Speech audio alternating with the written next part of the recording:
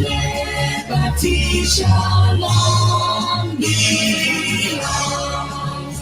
Though you are naked, be open and mighty be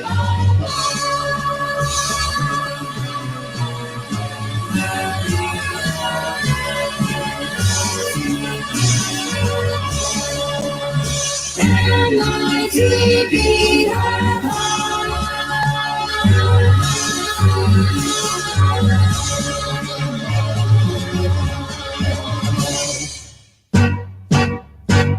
in joy and gladness with our hearts united we shout the freedom of our rights united. Lord, Liberia, happy land, a home of glorious liberty by God's command. A home of glorious liberty by God's command.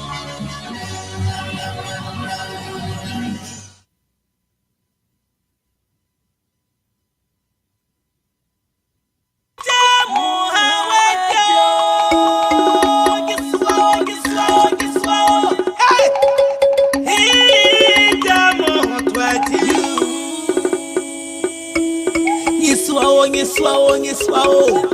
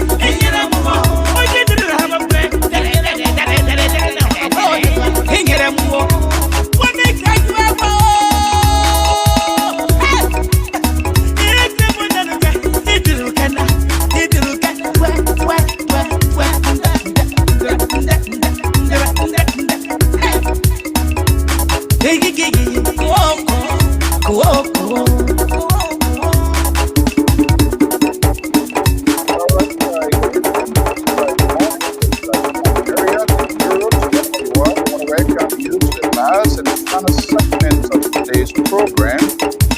Let me get this over here. The Ablika Gate, one of the funniest artists in Liberia, doing that beautiful traditional song from the southeastern side, that is from Maryland.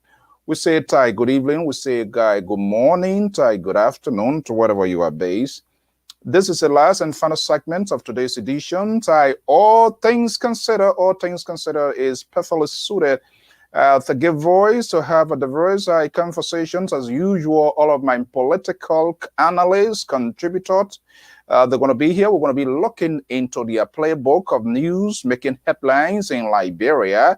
And of course, to our valuable listeners and followers, your contributions, as usual, is always welcome. Honorable William K. Glaze Sr. is a former representative of Grand Juda County, currently based within the Baltimore area near the White House of now Joe Biden. Good evening and welcome, honorable men, and all of our beautiful people.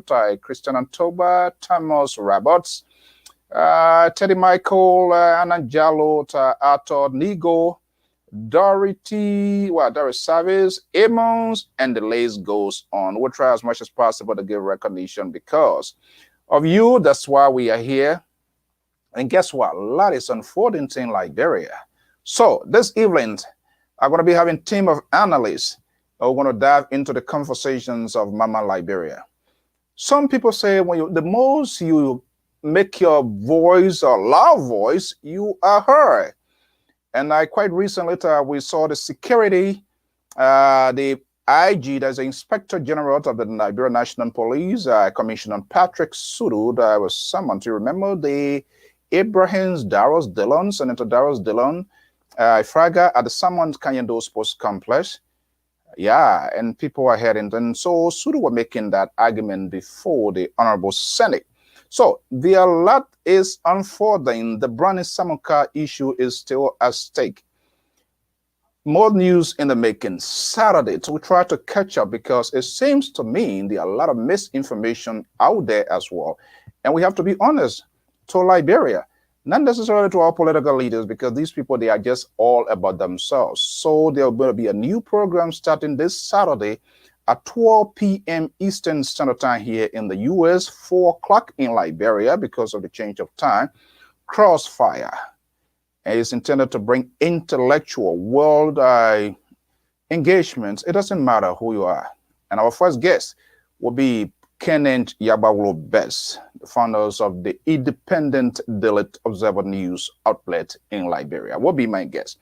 But let's return here with All Things Considered. I see Professor Asese Labor-Tazawo is a contributor to the Liberia Public Radio, analyst, and also CEO of the Polytechnic schools in Liberia, Gideon Polytechnic, 2 schools.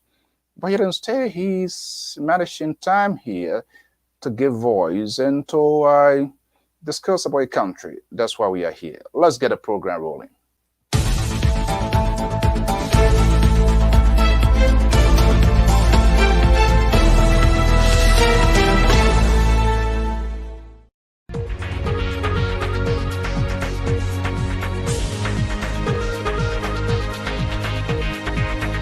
Okay, that's it. That's the song here. But let's see here.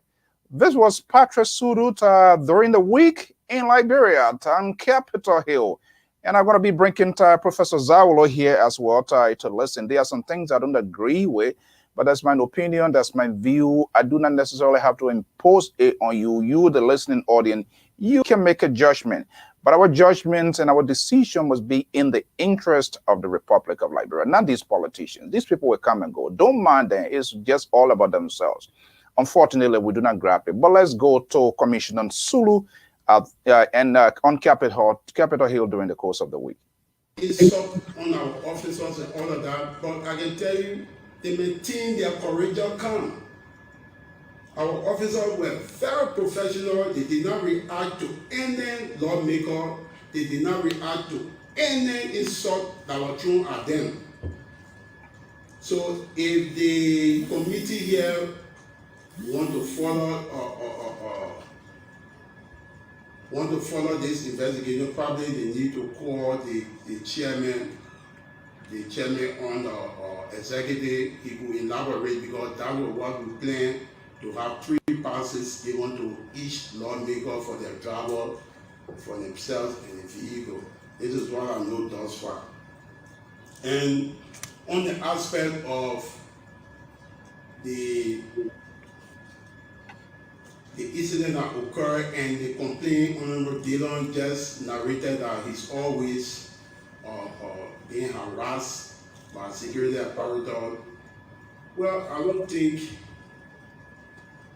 security apparatus will target only Senator Dillon in the entire 54th legislature.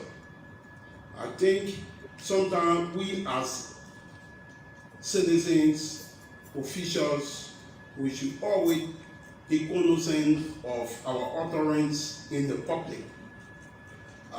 If I can recollect, September 13, 2020, Honorable Dillon made a statement that if any of his any or COP rally or whatsoever is disrupted, he will definitely, he will consciously, he will intentionally, he will directly attack the president's convoy, and we see it as a national security threat to this republic. And we are under open obligation as member of the Joint Security to protect the president of the Republic of Liberia and to protect the integrity of this state. So when the president life come under danger, definitely we as members of the Joint Security should act.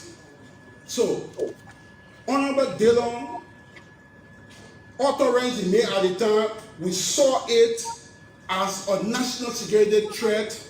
We saw it.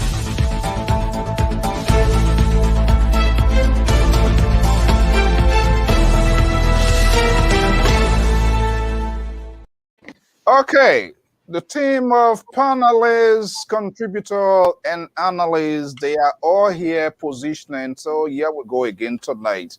What is he taking note about? Oh my goodness.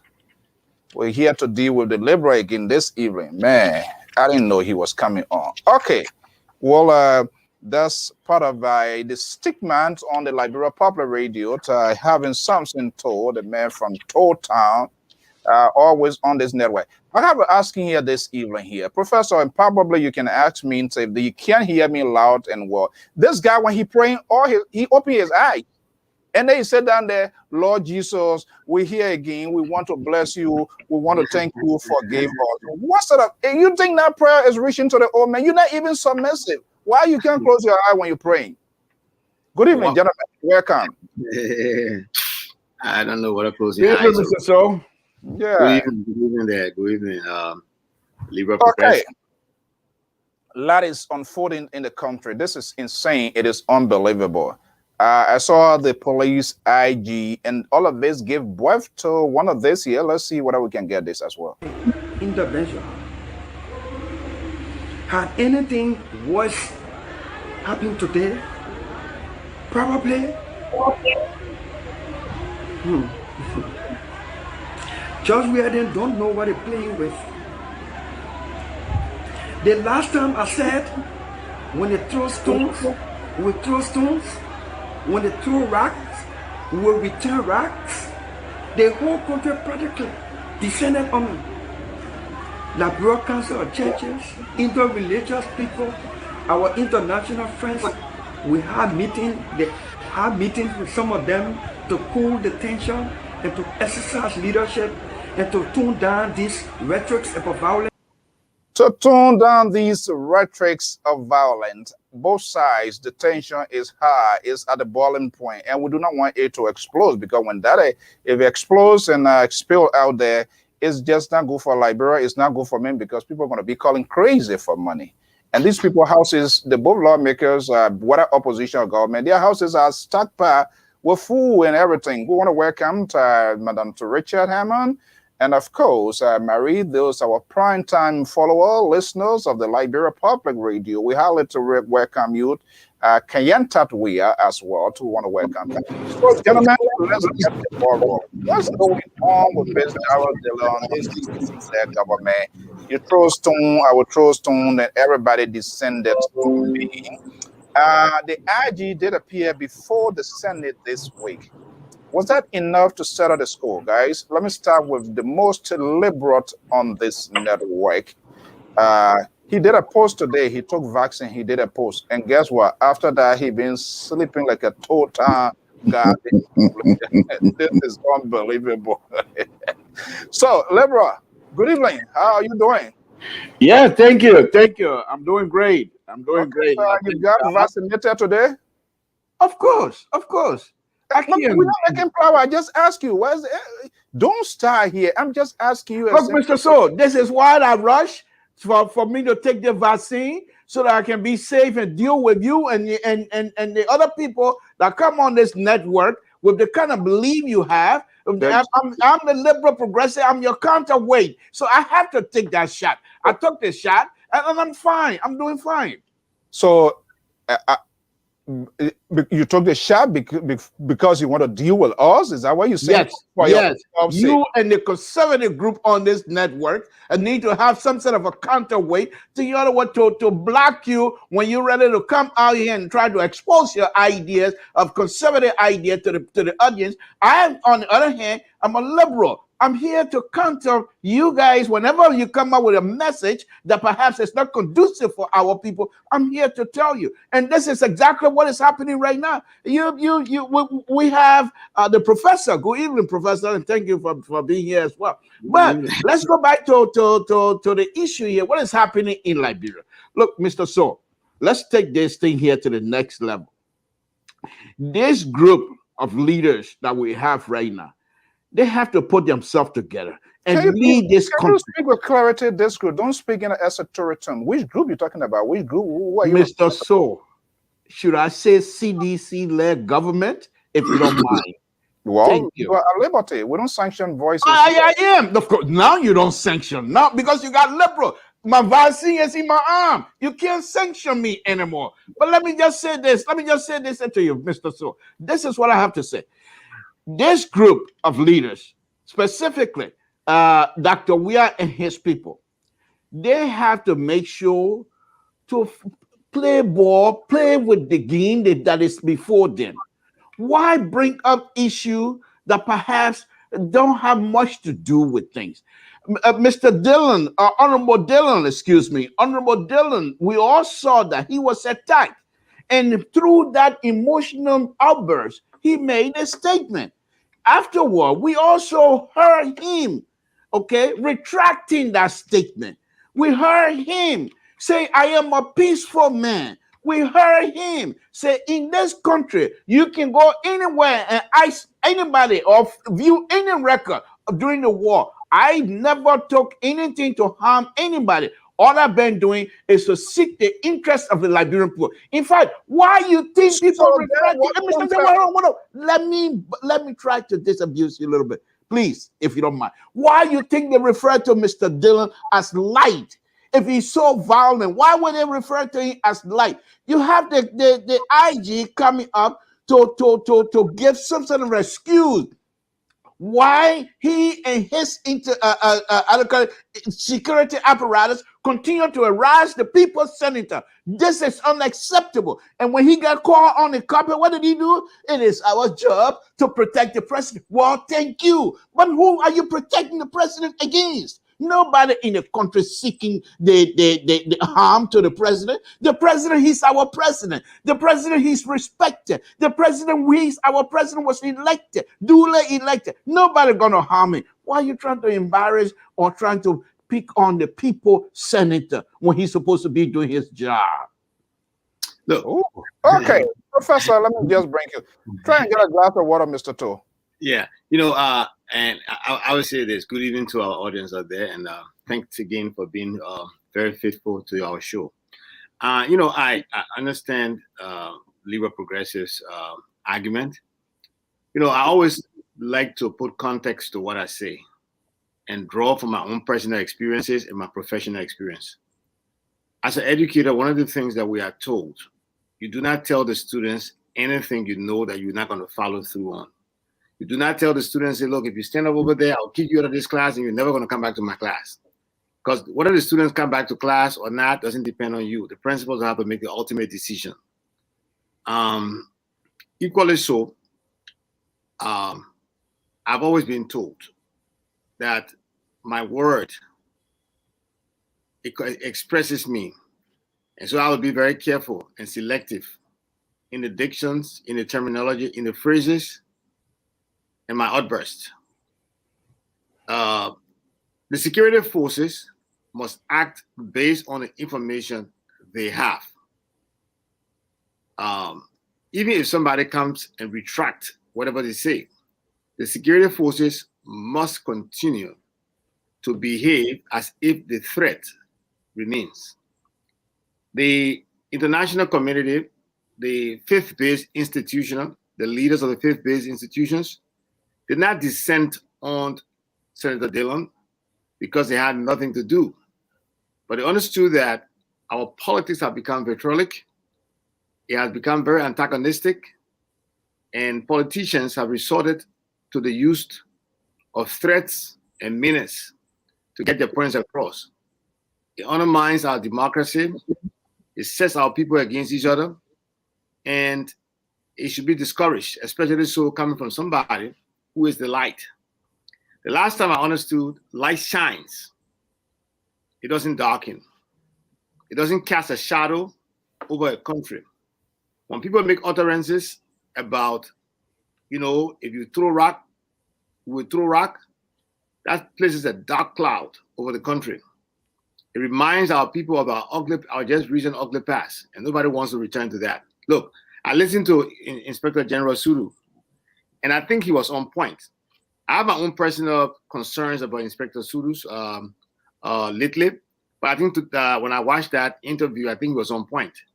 You don't expect the inspector men to assume that the threat that Senator Dillon expressed of his own volition, no compulsion, his own volition, he threatened to attack the president's convoy. Now, if you tell me that if he was provoked, when I'm provoked, my rights are violated, the way I understand our Liberian Constitution is I can seek redress within the court system. I don't go and make threat to the other party. And then again, I'm reminded as politician of what Mahatma Gandhi said, an eye for an eye will make the world go blind. So I think it's unfortunate that Senator Dillon made that statement. But here's what I would say, I would end by saying, I would encourage the Inspector General to have some tete-a-tete discussion with Senator Dillon, lay down some basic expectations, and let's move forward so we can make our country a more conducive environment for investors. Okay, I see the Liberal is boiling within. So let's see here, the action by Senator Dillon, who is the origin or where is the antecedents of this whole thing? Was that a slip of tongue on the part of Senator Dillon? First of all, do you see it that way, or is it deliberate? Or are we just forcing to say, okay, we all went scrambling on him, and so he has to apologize? Is that an excuse or what? Sam Sento. Mr. So, I hate to burst the bubbles of the good professor, but amnesia sometimes they're very, very important to apply in this type of situation. And this is exactly what the good professor is doing. Amnesia is coming to mind now. Now, it is CDC time. We have to protect. Nobody have to say anything derogatory against each other. Yeah? CDC that used to carry casket in the city of Monrovia, pretending that the president of the Republic of Liberia is dead. Now you're telling us these kinds of behavior now, we have to curtail those. Well, I agree with you. I agree with you. Now you want to be a good discipline sedition. That's good. We like that. Now come with us. Come on board and let's lead this country. Now I welcome you, Professor. I welcome you and sedition, changing your behavior. towards the Liberian leadership. Now, let's go back to Honorable Dillon. I'm not here to defend Honorable Dillon. Far from it. He can do it himself. But as I always say, if you have information, if you have the opportunity to speak up, speak your mind. And I'm not here to castigate anyone else either.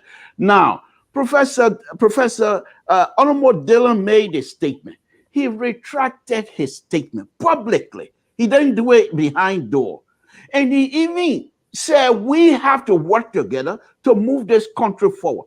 The man was angry. He went on a program and people were stoning his supporters.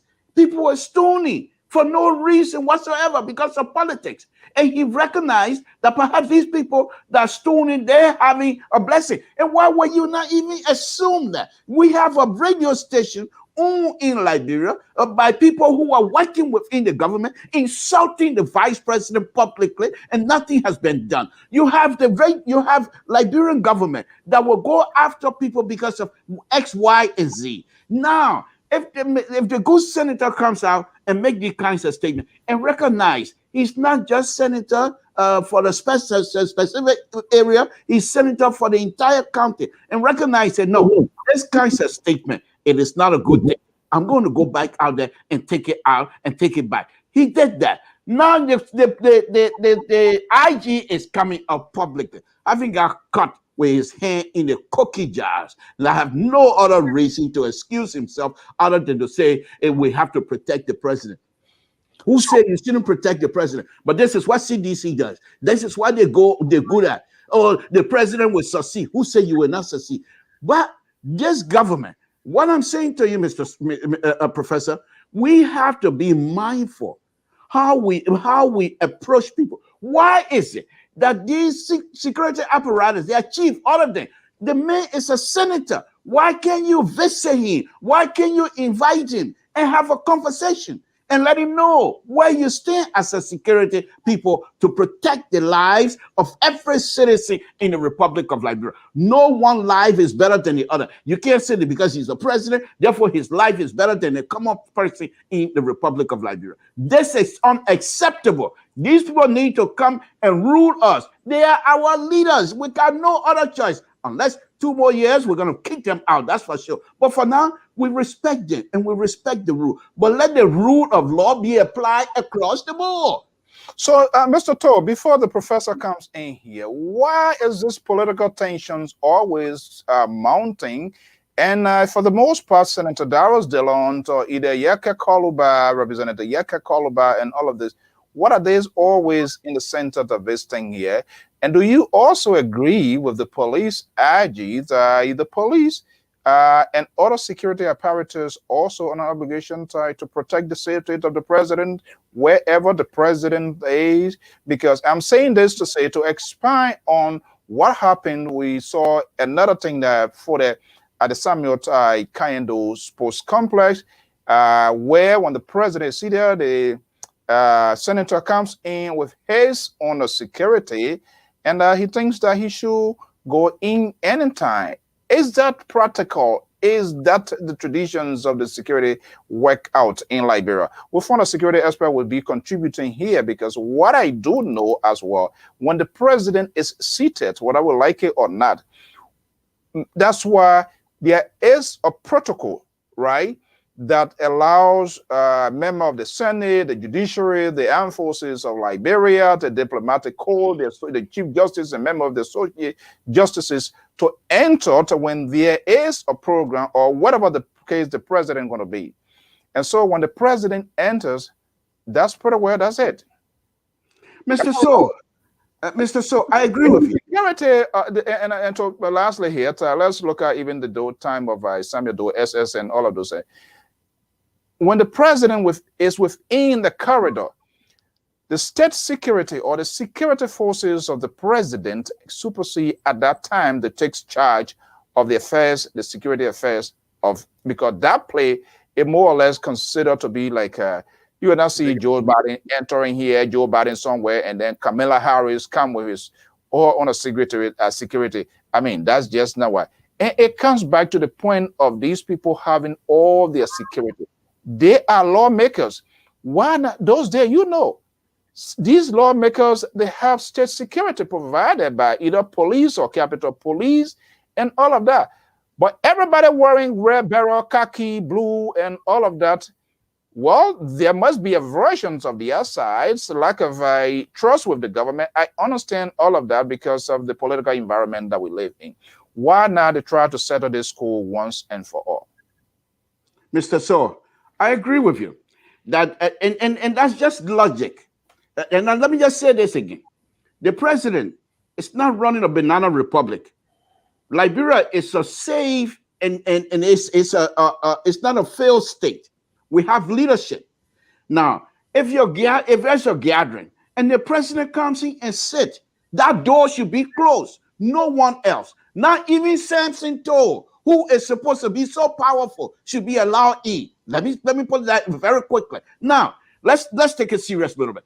Now, what happened? The occasion you're speaking about, Senator Dillon, okay, should have been told quietly.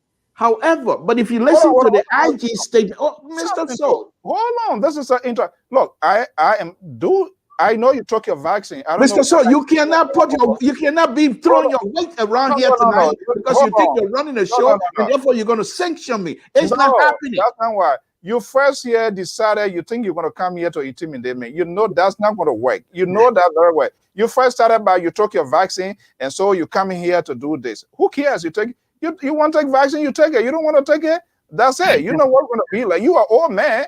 And so if you know you want to do something like category to take the vaccine and you decide to not take it and you think you want to come here to come work on us here. Well, let me just explain to you briefly about the vaccine, Mr. So hold on. The vaccine, I was called by the state health department. And let me tell you now, this is look. Now, here we go. Let me just tell you, you can't come intimidate me with your malnourished cow tail, the one you bought from Worcester cow killing factory. This is the real one from Grand Gide. This thing from Grand Gide.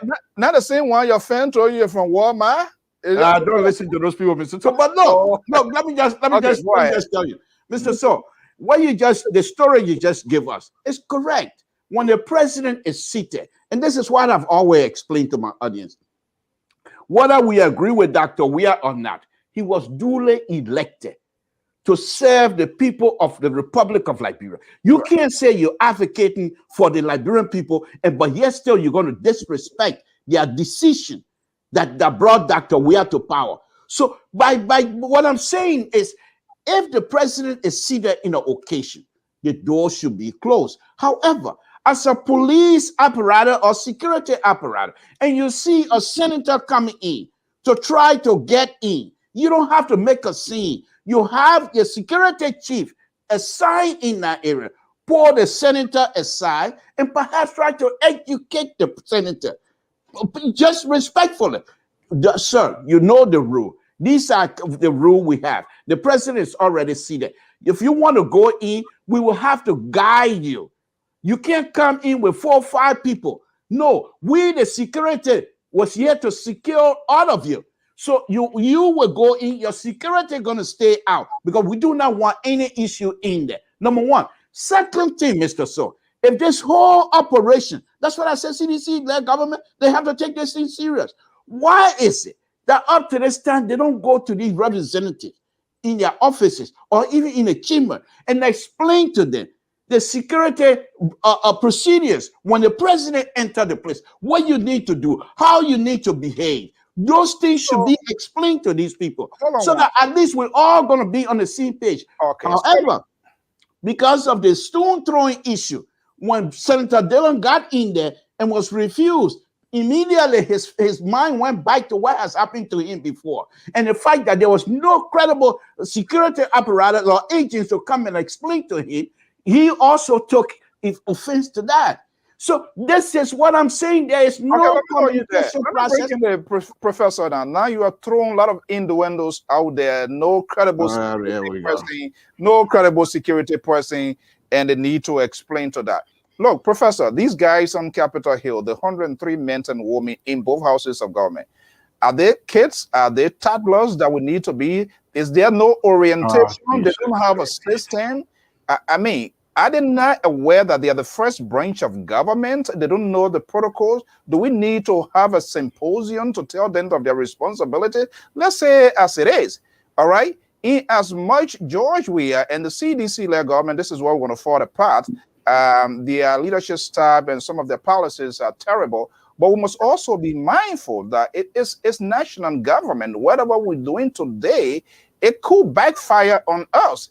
And CDC government is aware of that. They did a lot of crazy things in the interest of transformation, to change, to be like the change agent. And those things that they did, it works in their favor, and people are doing the same thing. So the possibility after CDC administration, other folks going to come here. But let's just call it as it is. Do we need to train these people, the 103 men? They're taking fabulous paycheck. They should know their responsibilities as lawmaker. Yeah, I don't think we need to train them. I don't think this problem is pervasive. I come from Magidi County. I know my Senator Tonola. I've never heard him being involved in such confrontational situation. I know even the former Senator Oscar Cooper, I don't remember him being such, in such a confrontational way with the security forces. I think there's a little pocket of individuals who thrive on creating pandemonium and chaos in society, and who believe that by doing so, they can attract more votes. So it's not about, it's not about violating the rules. It's about testing the limit of the security forces. And here's the thing. President Weah, unlike other presidents, is not against people coming after he sits. But there are protocols that must be observed. And the security forces, like you clearly indicated, his security forces, they control the scene when he's there. They set those protocols. It's not Senator Dillon who set the protocol. It's not Senator Representative Yeka Koluba who sets those protocols. The security forces who are protecting the president sets the protocol. And anyone coming who wants to enjoy the privilege, remember, it's not a right, who wants to enjoy that privilege must succumb to those protocols. And that's what the problem is. I think on that day, according to what I know, it wasn't about Senator Dillon going in and getting his seat. It's about his security. I think moving along with him and taking certain kind of posture that the president's security did not feel comfortable with, especially so knowing fully well that Senator Dillon had already expressed his preparedness and readiness to attack the president's convoy. I think you cannot ignore that statement, even when he takes it back. How many people have not made statement, take it back, and come back to do the very same thing they said they were not going to do? And so we got to be very careful with those things. And one of the things I hear people keep saying, they say CDC did it. Okay, yes, they did it. Is that right? Should we continue to live in the old? Or should we be making progress? Should we be moving forward? I think that's what we're hearing here. Mm-hmm. All right, that's views and opinions expressed here does not in any way represent it. But let's also have an engagement with our audience as long as their opinions and views are also in a safer context. I want to welcome all of you folks. Feel free to your comments, your view, as long as is kept in the context of civility. It will be expressed and it will be put out there. Let me put this out here for both of you, and we can take a review at it. And I'm going to start with the Libra because he began to show his hand to the hallelujah, even though when he's praying, he doesn't close his eyes and all of that. So I don't know the authenticity of his prayer. But Libra, here we go. This is what Mr. Joe Goddard is saying. Protocol is not fixed law. It changes based on the situation or occasion, especially for the president. Is that a wrong calculation to run a session here? Well, in this case, I am not so much involved. This guy, you're feeling very well. Are you in pain with the virus, with the vaccination, or what? Mr. So, why are you bringing the virus issue up? The virus, I was invited. The fact that I'm a counterweight on this program, the health commissioner of the area respect me, and they invited me to take my virus so that I can continue to be a counterweight on this program. What part of it you don't understand? So you get a virus? You heard what the man trying to say. This total guy is so ridiculous, and he's going all over the place. Well, whatever. But let me address this young man, Mr. So. I appreciate your opinion. Now, I'm not here to kumbaya here with the professor. Far from it. But I must be truthful when the time comes. And so when I'm being truthful, my tune will be a little bit conciliatory. Let's put it that way. Because I know the professor, he's in a deep hole tonight, because now he wants to say, so CDC did it, so we should continue.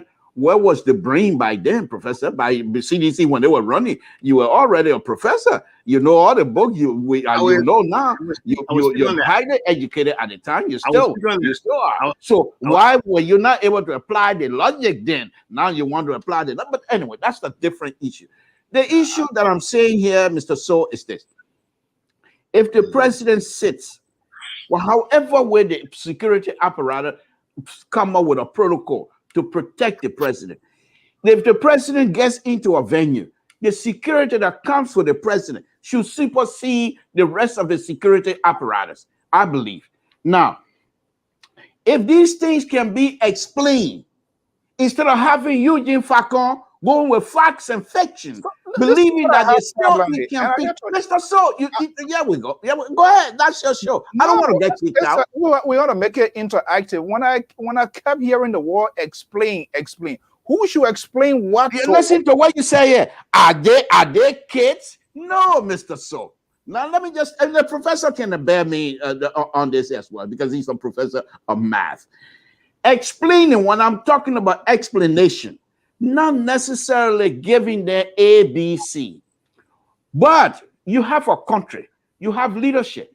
The executive has their own leadership. The lawmaker have their own leadership. The judiciary has their own leadership. Right. So when you bring in three branches of government together, you have to explain to each of these groups how this particular security apparatus is going to be working today. By them having that clear understanding, then perhaps you avoid having these kinds of things happen. But listen to what the professor say here. He coming out now, start telling us that there are other people that don't behave like that, but there's other people that are seeking political attention. Professor, I thought the last time I checked, you were a professor of math. I didn't know you have you're a professor of psychology. Now you know what's going on in the people's mind. Who's gonna seek political attention? What have you? Professor, let us stop these kinds of things. The election is over. You people won the election. We're gonna flock you in 2 years. There's no question. But up to now and up at this point, we respect you and respect your leadership. Please let us don't go back. Let's put together and work together and bring this country to the next level. Yeah. Okay. Yeah.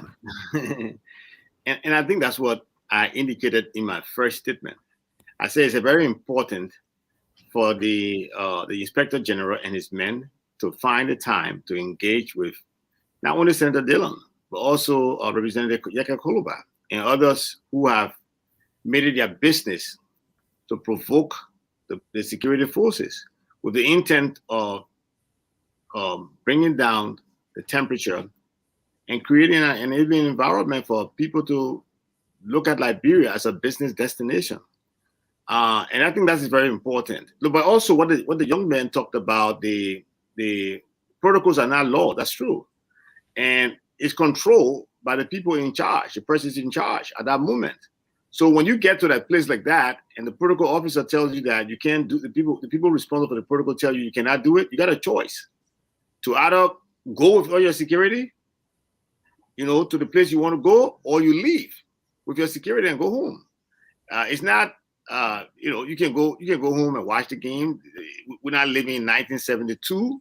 We're living in a day and age where you could be even driving your car and watch the game. So, I think we got to learn to respect each other. We got to learn to respect laws. We got to learn to respect the rules. And so, but I'm still hoping that Inspector Sudu and all of these people can sit down on a table and talk. One of the things that pains me a lot about Liberia is not so much about the present day, it's about the future. I always tell people, one of the reasons why we have corrupt governments in Liberia and in Africa is because children must watch adults who are corrupt. So when they watch adults who are corrupt, the children will grow up to be corrupt. And so what bothers me in this kind of situation is that what message are we sending to the young generation? What message are we telling them? Can we peacefully coexist? Can we disagree, but still have harmony? Can we disagree and still, put our country first? And those are the things I think we need to be working on, irrespective of what side of the aisle we are. Now, let me just correct you quickly when it comes to my position in the CDC. I joined the CDC right before the anniversary of what's his kid named Shaki's murder. And when I joined, they were raising funds for the anniversary. And a group of us joined together, and we laid down a condition that whatsoever demonstration CDC was going to do that day to mark the 1-year anniversary, they had to seek a permit from the police, and they had to listen to the police instruction. If the police restricted the demonstration to the compounds of the CDC, then it had to be in that compound. Chairman Solo, George Solo was the chairman at that time. Is CDC still tied by that agreement? But I talked about that one incident. The second thing I want to tell you, there was another incident of a CDC official who was stopped by the police or the transport inspector, whatever the case was. And he ran away from them. And then he came into the party headquarters, ran upstairs, and he explained to us that he didn't know what happened to the security officer downstairs. The only thing he heard him crying. And I'll tell you one thing. It was a hot sun here in the U.S., and we got on that call, and we chastised that individual fully. I did not represent the institution we wanted to be associated with. So what I said today, I said it before. I've been a strong advocate against violence. I've never participated in any form of violence in any institution, I've been associated with. I've been a strong voice of reason. I've been very critical of government. I was a student at Colonel Academy in 1980. There was a demonstration, there was a strike over there. Over 80 boys were expelled from school, 80 boys. And it was surprising to everyone that I wasn't expelled. By the end of the day, they knew where I stood. I opposed the administration, but I didn't participate in violence. I never participated in violence. And so I'm always against using violence as a means of demonstrating our disagreements in society. I'm totally, I find that repulsive. I would never engage in such. I would never support such. So when CDC used violence, whatever way to push their message, it was wrong then, it is wrong now, and whoever is doing it is wrong. And we should discourage it. Okay. Well, folks, as usual, we always engage our onliners for their participation. So, folks, is there. And the reason we are having this sort of conversation, I think it is better to talk about these things.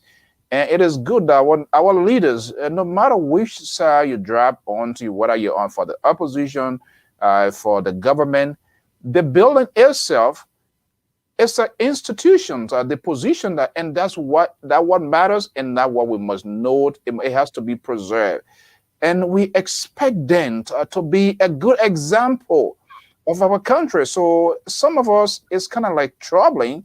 If we see our lawmakers, no matter which side you fall, to behave like to be acting like that, that's also send a wrong message to the ordinary Liberian.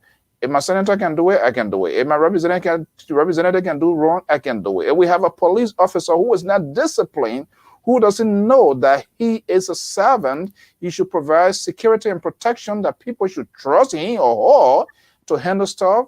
If they can't do that, we have to discuss that. Okay, so finally, this guy, after crying, the liberal here talks about that his call is being answered. But let's see here, and then we can have a discussion as well while the number is out there. The number is out there. This is here. All right, let's see here. He loves being in the news. That's my guy. He loves to be in the eyes of the news. In less than a month, go and see. The place is right here. Go and see. I've been saying this for the past time, and you journalists have not gone there to do your own survey. The place is right here, like 1 minute walk away from my office or from my house. And Wodokoli have said to people that he will kill people to kill me. I'm waiting for him. And Wodokoli have said Now he will take me to court. I'm waiting for him. He's not in a private life anymore. Not the time he was in at UMU when it was alleged that he ate people money there, or when he was working as a junior official to finance ministry when he was sacked and dismissed from finance ministry for corruption. And we see the same thing creeping again. We are calling on the president. Maybe the president has not received my communication. Maybe I'll stop on the highway, but my communication was received by his office. With telephone number, I will give people copies so you can see who signed for the communication from the president's office. Since the president came back, we have observed, and it is proven that we have serious increase in the gas price. Gas used to be $430. Now it's $630. We want to know why the increase. I've done a communication. I'll be going to the Capitol building on Tuesday because Monday is holiday, to send for the authority involved to tell us why there's increase in the gas price. But we know that the money in our... Okay, let me just stop it right there and get him off here, because if you follow the narrative of his whole stuff there, he said he doesn't want to be on committee, and part of their responsibility is to invite people in plenary and say, well, that's not the president you want to call. You can call the Minister of Transport or those in charge to regulate something. Why are you looking at me like that? Oh my goodness, this vaccine. Who gave this guy this vaccine? Man, my goodness, we're in a serious double trouble here. Okay, let's carry it on. So they're supposed to call these people, and talk to them. Hey, what is going on? But he said he did a communication to the president. I don't know whether that's how the protocol, but his argument has been from time to time they are not giving him the opportunity to express or to air his grievances, or his communication has never been put on the floor. But finally, after screaming, after yelling, which of course he has the right to do, so far I've not seen any physical damage done by him when this thing here. But let's see here. The communication finally, it gets to the plenary. So let's see what the Moon Yeke Koluba is in, Representative Yeke Koluba. Let's see here. Let's see here. Just bear with me a little bit. Let's see here. Mr. Speaker, thank you very much for putting my communication on the agenda. I've been long overdue.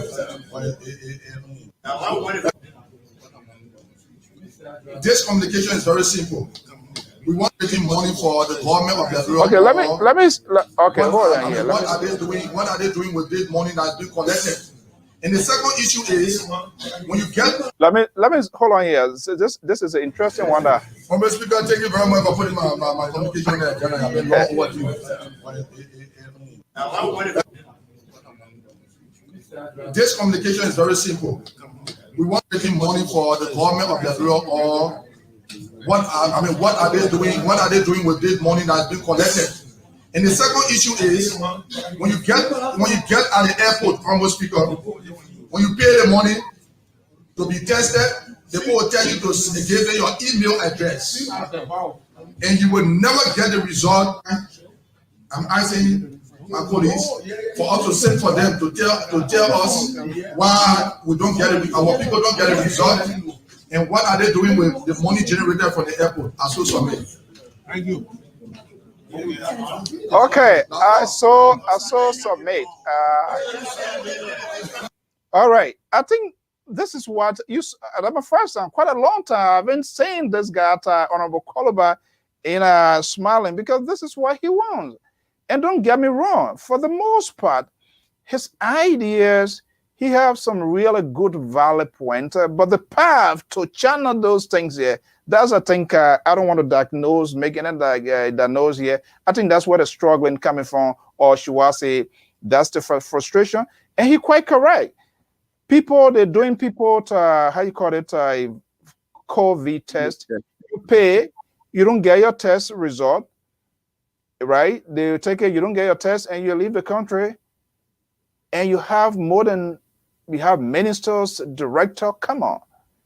maybe we can ask this guy, he's the experience, who did his text, who did his vaccine and all of that testing and all of those things there. When I do my regular to weekly test, it's just a common noise, or people take lab technicians or whatever I say. They don't have health director or all of that. But the rest of us, professors and something, they have all these multiple people doing this stuff, and the people didn't even get their result. If I tell you a story here, you would fall to the ground. What they did to our own MD, our station manager, when they went there, they did a test, and they said, "Oh, you get COVID." And, and they start talking. Actually, in sense, that was not the case. But he said, "But where is you say you're going to send my email? You're going to send me so where is the result?" The other man, I know, man. These are the kind of problems that we are having in place there. Now, Liberal, this is what you have been arguing on here. He wants to be heard. And you could see the happiness in him. His communication is being put on the floor. Why is Buffer Chambers can't allow Coluba to get it out of his chest, regardless of his expression, which is ridiculous in itself? Sometimes the way he goes about to do it, it kills the purpose of his brilliant ideas he wants to put on the table. Why is he not doing that? Well, thank you, Mr. So. First of all, let me try to bring you down to earth a little bit. If you're making reference to the good professor, you must have well made reference to me as the liberal progressive, the engineer, or Bloku. Please don't call me Samson. And when we come to this public gathering, my name is not just Samson. I am an engineer. I am a liberal progressive. I'm Bloku. Please try to give me that little standing when we come out here. When I'm arguing my point, I argue as a liberal progressive. You call him the professor, then you say Samson. Please, Mr. So, I just want to bring something told from Total engineer based in Sacramento, California, who refused to go see about the. Why were you going? You introduce me and you say I refuse to serve my people. No, if I say anything, maybe you're waiting for the Liberty Party. You're waiting for Liberty Party to be in authority. Oh, Mr. So, why would you even try to go? But anyway, I'll let the audience judge you on that. Now, on a very serious note, these are some of the things that we've been saying for years. This thing started with the speaker not recognizing the late Elliot Lawrence. That was the starting point. And Yeka Koluba and Nambes Law, they all joined together and say, how is it that this speaker will recognize certain people and not others? That's where it started. And when Yeka Koluba recognized that if you're not going to bring me on the floor to speak my mind, I will go speak my mind in the street. And Yeka Koluba became popular. Look at the smile the young man has on his face. All he wanted was to be recognized in the House of Representatives because he was elected by these people so he can speak his mind. But they've been putting their thumb on him. Of course, CDC is very good at that. When you speak against them, they put their thumb on you and say you're nobody. But people resist that. And this is how they're going to be defeated come 2023. I know that for a fact. Now, you heard Yeka Koluba when he was making his statement. He even referred to the speaker, honorable. So Yeka Koluba, people think he's rude and this. He's not. If you disrespect him, he will disrespect you because respect goes two ways. He gave you respect, you give him respect. You can't call him Yeka Koluba. He's honorable Yeka Koluba, duly elected, just like any other sedition. In fact, I'm not too sure if many sedition are elected anyway, but that's different issue. Mr. So the young man was given a platform, respected, and you saw his behavior. Yeah. Oh, okay. Professor? Yeah, there's several things here. One, I saw a very good appearance, not even whilst he was in chambers. I also saw him in his office. I mean, I wouldn't be a representative and be dressed like that and do an interview, but I saw a little bit of calmness. The fact that he could send a communication to the president, I think it shows that, he can do good. He has some good in him. And I think I just enjoy, everything he did. The communication to the president, even if the craziest communication, I think it shows a respect for the office of the president. I think sending the request to the speaker and having the speaker put on the floor, I think it shows a lot of respect. And this is what this is what I've been talking about. We want to see more of this happening. You can disagree and yet be friends. You can be from other political parties and still be friends. I always tell people, a good number of my friends are members of the ANC. In fact, I have a joke for one of them. I call him my CDC man. So this is what should be happening. We shouldn't be, at each other's throats because we disagree on procedures. Look, when it comes to the Liberia, what Yeka Koluba is talking about, what President Weah wants to do for Liberia, they just differ on procedures. They don't differ on the fundamental issues, those primary, big issues. Just procedures. What do I put first? What comes next? So, I will encourage people like Yeka Koluba to continue to exhibit the kind of statesmanship, the kind of deportment he showed in his interview and his presence at the, in the House. I think when he does that, I'm very positive, that he will be giving the audience to air his grievances, to air his voice. And I'm very positive looking at what happened. I'm sure he and the speaker had some discussion. You can see him referring to the speaker with deference and smiling at that rate. I'm sure there was some kind of discussion. And this is how we resolve problems. Lastly, one of my friends told me a story, and I hope I'm not taking the national security issue in public. But he told me a story when Amos Sawyer was in Monrovia as a president, and you have General Hezekiah Bowen in the barracks controlling the AFL. And there was a distrust between the AFL had a distrust for the interim government. They just couldn't see eye to eye. And so there was this agreement that was set up so that General Bowen and Amos Sawyer will have, I think, lunch or dinner like maybe once or twice a week, even if they had nothing to talk. The opportunity that probably that sort of confident building process, right? And so I would love to see such a thing happening, between Yeka Koluba and the speaker, the president pro tempore, and Senator Dillon, and even Akaros Gray, and let's see it happening, and then our young people will begin to understand. Look, we can disagree, but we can still be friends because at the end of the day, we are fighting for one. We are fighting for Liberia. So yeah, I think I really enjoy his. I really enjoyed. I'm surprised. I'm the one saying it, but I really enjoyed Representative Koluba. Interaction. I think was just appropriate. I hope to see more of that. The $1 million. Mr. So, the $1 million. Mr. So, Mr. So, this is what I think this professor is doing for us here tonight. That I think it's a little bit shaky. Let's put it that way. Professor called it space as it is. Called it space, and when you see space, you say space. The buffer chairman, the honorable speaker, is the one that refused to do what he's doing now with Yeka Koluba.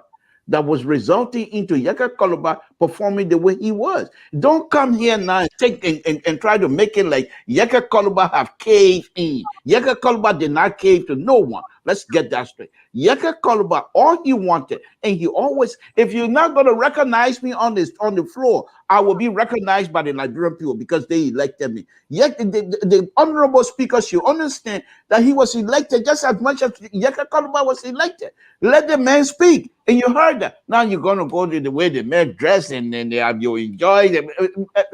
Professor. So you want me to do it the other way? You want me to do it the other way? So I disagree with everything he said. You want me to do the Liberian politics?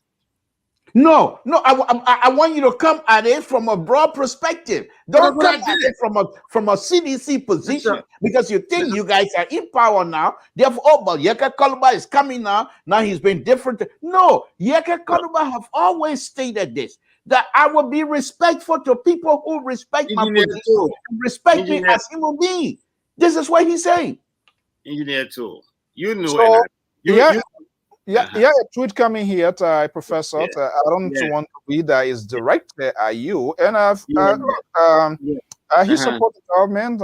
That's what he believes in. That's a conviction here. But this is why Ansu Tangat, hopefully I'm calling the right name, they want to make Liberia a CDC republic. I think this one speaks to the core value of the liberal progressive engineer something to. He has added more work to my talking point. I have to call all of these titles so I get trying joke here. Are you guys trying to make Liberia a CDC republic? No. Look, let me tell you something. What we are trying to do is to make Liberia an enticing environment for investors. That's all. The more good news that comes from Liberia, the more we are able to communicate and disagree in a civil manner, the better our country stands a chance of attracting the kind of investors we want in our country. Look, I don't want to, I'm sorry to say, I'm not being racist. Indian investors, Chinese investors will not take Liberia, will not be able to carry us, bring the kind of development we need in our country. Oh, Chinese, you said Chinese, remind me about Trump saying the Chinese virus. Okay, but hold on one second. Let me go to this. Let me go to this line here. 401-5788. Caller, what's your name and where you calling from? Yeah, this is Paul Jebel. I call from Rhode Island. Okay, right here from my own ocean state of Rhode Island. Good evening and welcome to the show. What's your contribution? Thank you very much. I'm so impressed. Let me say thank you for your ideas and your thoughts. However, it's good to disagree to agree, and that's the greater things that we should, fight around in order to build Liberia. Now, the professor struck a few points that I want to come. I'm coming from that point to get some, maybe I would say, counter reaction to some of his exception.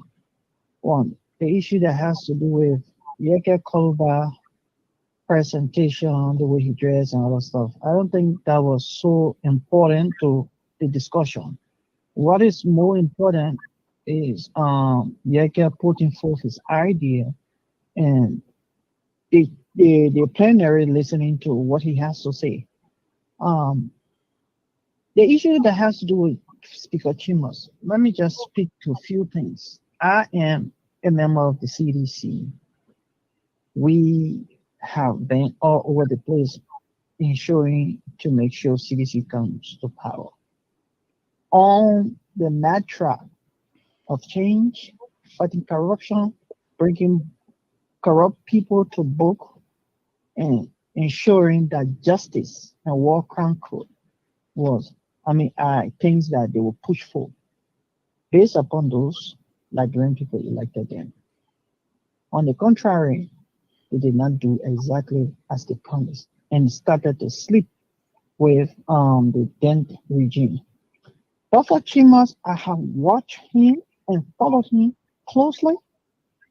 He saw former President Ellen Johnson Sirleaf. He was being treated as the way he treating Yeke. He was prevented from speaking. He violently go out and spoke his mind, referred to Ellen the meanest way you can ever think about. Okay, we all felt this guy will be a better leader if he takes power. He will make a change. Unfortunately, that's not the case. That's not the case. And people always refer to Yeke as a rude person, a soldier man, a rebel. Listen, we have warlords. We have warlords in the House of Representatives and the Senate. Are you looking at the man who executing the order of his commander? Who bear the greater responsibility of the two people who, the one who gets the order and the one who executes? Who takes the greater responsibility? And most of our colleagues were now looking at the bigger picture of what was unfolding. When you suppress, there's something when I was in high school, I really used to like the tail of Newton. To every action, there is an equal and opposite reaction. Respect is earned. And the Bible made it clear, do unto others as you want them to do unto you. If you disrespect Yeke as an honorable person who was elected as president, we are every other lawmaker, do you expect people to respect you? Let's fix the fact. And I always told my friends, I said, listen, many of you don't love President Weah. You know why I said this? It's because if you love anybody, you respect them. If you love President Weah, you will not insult another political leader because they too have followers. Like when we were kids coming up, you calls my mom or calls your mom. Mhm. You understand that? Yeah. Okay. Because it hurts to. I just try to be practical. I'm not saying that was the case or that's the case. I just try to be hypothetical to create a picture of what breeding violence and conflict in our country. No matter what the case is, President Weah, whether we like him or not, he's our president. We must respect him. On the flip side, he too need to understand that he has to respect other people. And how does that happen? His follower, because the followers look at the leaders and copy exactly from them. So if President Weah stood tall to say, look, CDC or seditionists, learn to respect the other leaders, learn to respect the oppositions if you want me to be respected. But on the flip side, he's not doing those things. He keep quiet. Don't get me wrong. President Weah So, might not, so yeah, quickly pose a question. before I let you go, so I could be wrong here from what you getting out here. Do you think, guy, the president is not doing enough? You want to hold him responsible? All of these unnecessary tensions are we classify in that context? I don't know. You missed that credit, that desire. Do you think that the president is not doing enough to kind of quiet down these sort of unnecessary tension building? Is that what you're saying? Yeah, absolutely. He's not doing enough, and this is why I say so. Right? Um, you see, you may not like President Ellen Johnson Sirleaf, but when a leader speaks, it's like a policy statement. Okay. Okay, so everything there's something in the military that says whatever the unit does, who's responsible? The commander. So if you witness The boss start with the him, rules of engagement, what happened in Yemen, Samuel Jackson took responsibility and he had to defend himself as a leader who controlled the military, who killed people. So President Weah has a greater responsibility. Tomorrow, if anything goes wrong, they're not going to Samuel Tuan. They're not going to Nathaniel Mangel. When Taylor was leaving, who followed him? I remember I said. Okay, my man. Thank you so much. So let me conclude on this note. What is his name? I want to understand we all Nigerians, in spite of our political differences, we will argue and disagree with each other, but we must never fight. Violence is not a way. The issue of Delon that people drinking all over the place, Delon used a conditional statement. He said if. And the issue with the representative from Lofa County, he said if. So do not trickle anything that will spark violence. Our people, some of us who saw war, who suffered the mayhem. It hurts us when people who have not experienced it try to inflict war or try to create things that will serve as a recipe for violence. It hurts me a whole lot because I went through it. I saw it. I don't think President Weah experienced it. He didn't. If he had, he would understand what to do and how to go about mitigating things to bring peace and love as we see him to be the torchbearer of love and peace. So he has a greater responsibility. Thank you. Thank you so much for your contribution here. Let me go back to my guys. Professor, this seems not to go down well within your thought process. Yeah, well, clearly I wanted to know the name of the individual. I know he said he was a citizen before. I couldn't recognize the voice. He's a citizen. Yeah, I didn't recognize the voice because, But here's the thing. I think his statement was replete with falsehoods, inconsistencies, and haphazard arguments. And most of the arguments he made are in dissonance with the realities of things in Liberia. For him to end on the note that President Weah did not experience some of the things that are antecedent to war, it shows how very much uninformed he is about President Weah and about situations in Liberia. Do you know what Charles Taylor did with President Weah? I mean, have you guys heard about President Weah convertible vehicle he had? You guys hear anything about that? Well, Taylor, I think they took his vehicle. Right. Maybe his house was burned. So President Weah is not oblivious of those things that dictatorial leadership can do and how they lead to war. That's why President Weah put down his boots, put down his cleats to come and enter politics, was to create an enabling environment for people to be able to articulate and express their views. Something that's happening in Liberia today. You got people who spend hours on the air insulting the president, threatening the president. The only thing the president does is that he makes sure the security forces will protect him. He doesn't go out there, try to arrest them and bring them in shame. And you know, when somebody comes up and say that this government was elected on a mantra to end corruption and graft, and he has not done anything in that direction, then you wonder whether this president is listening to the news in Liberia. Because you know, right now, one of the most important national stories, the issue of Brandon Samoka. I guess Brandon Samoka is not being indicted because he was praying to God. He's being indicted because he allegedly, and the court came up to prove that he was involved in some financial malfeasance, for which, he has been, the court has asked him to pay the full penalty. So to suggest here that this government is not fighting corruption, it just shows how short he is on the facts, and he needs to go back and read more and listen more. Is the government aggressively taking fights against corruption? Aggressively pursuing corruption. The government has been pursuing, I think, up to $4.5 billion of assets. Now, to prosecute these cases, they've been pursuing those cases. To prosecute these cases requires... people sued. Have they finalized anything? I brought Serena Stephens on this network here before. Yeah, he told you about those things. They can't finalize those things. I haven't seen anything that he has bear out, any fruit. They have not come out to say this is what we have recovered for government asset. Yeah, you wouldn't be seeing anything because we're not going to run.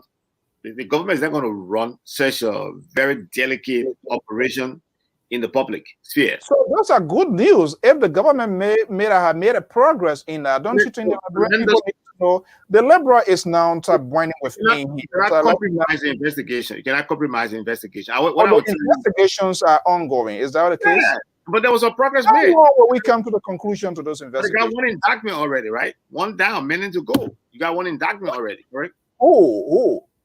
Brandon Samoka. You got one conviction. You have one conviction. You have one conviction. Look, we got one conviction. We have more to go. So this government is working overtime to ensure that approximately $4 billion assets that was taken away from our country will be retrieved and returned to Liberian people. We got to build a coastal highway. Coastal highway. Yeah, we go again. And I want to see the Rawafi highway because you have destroyed a lot of lives. We work on the bridge from Tottenham High all the way to Somalia Drive. Wow. Is it been worked on now? Or working on it. As soon as we can get all of those Liberty Party. Everything is future. What is in the present now that we can count on? The building of the RIA, the road to Rawafi, is being built. There are roads that have been connecting from Guatapata to Fishtown. All those roads have been constructed. The president said that he will make sure all those roads are completed. Engineer Toll says that it doesn't make sense. The terrain and everything, considering it doesn't make sense to have those roads completed. Maybe from that engineering perspective, I don't know, maybe the president will hear him and then not pursue it, but that's his aggressive plan to make sure those things are done. So there are so many things being done in Liberia. Look, Liberia has changed for the better. When people tell me they don't see it, I'm wondering what's happening to their site. Are they not into this reality? They are not in the words of today's reality? Is that the case? Or is it because of political tie device? Mr. Engineer Tool used a word here today. He talked about amnesia. And I think that's what happened, selective amnesia. So people want to push the narrative that Liberia is not going forward, that George Weah spelled doom for Liberia. And so that's the kind of reality to live with. But guess what? For those students who don't have to pay fees to do the WASH exam, for the number of students who passed the WASH exam at that rate for the first time in the history of Liberia, it happened on George Weah. For those students, they're seeing progress. For those teachers, those security forces, members of the security forces, those healthcare workers, that saw a raise in their salary for the first time after the harmonization. Liberia is getting better. Even though they are not taking pay and they are walking off job. They're taking pay. They're taking pay. People are getting paid on time. Really? For the most. For the most. Okay. Let me break it. Let me conclude. Let me end with this thing. Look, there's some issues within the banking system. Just today, I got a complaint from some of my teachers from Kakata. Even though the government had paid teachers